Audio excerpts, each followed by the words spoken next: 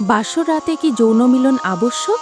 যদি তাই হয়, তাহলে একজন অপরিচিতার সাথে তা কিভাবে সম্ভব? বাসর রাতে যৌন মিলন করতেই হবে, ইসলামে এমন কোনো বাধ্যবাধকতা নেই। যদি স্বামী স্ত্রী উভয় সম্মত ও আগ্রহী হয়, তাহলে সহবাস করবে, অন্যথায় বিরত থাকবে। বাসর রাতে করণীয়: বিয়ের পর স্বামী স্ত্রী একসাথে আগে পিছে দাঁড়িয়ে 2 রাকাত নফল সালাত আদায় করবে।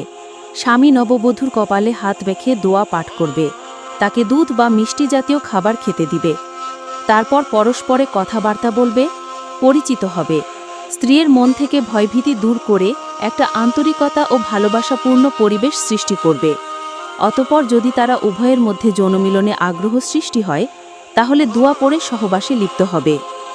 বাসর রাতে স্বামী স্ত্রীর কপালে হাত রেখে এই দোয়াটি পাঠ করা সুন্নত: আল্লাহুম্মা ইন্নী আসআলুকা খাইরাহা ওয়া খাইরামা জবালতাহা আলাইহি ওয়া আউযুবিকা মিন শাররিহা ওয়া শাররি মা জবালতাহা আলাইহি।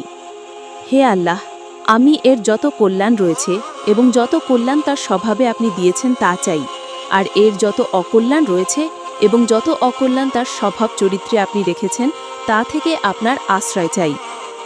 বাসর রাতে সহবাসের পূর্বে স্বামী এবং স্ত্রী উভয়ের জন্য নিম্নোক্ত দোয়াটি পড়া সুন্নত: বিসমিল্লাহ আল্লাহুম্মা জান্নিবনা শাইতানা ওয়া জান্নিবিশ শাইতানা মা রাযাকতানা।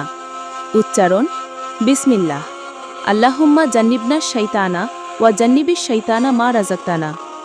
অর্থ: আল্লাহর নামে শুরু করছি। হে আল্লাহ, আমাদেরকে শয়তান হতে বাঁচান এবং আমাদেরকে যদি কোনো সন্তান দেন তাকেও শয়তান হতে বাঁচান।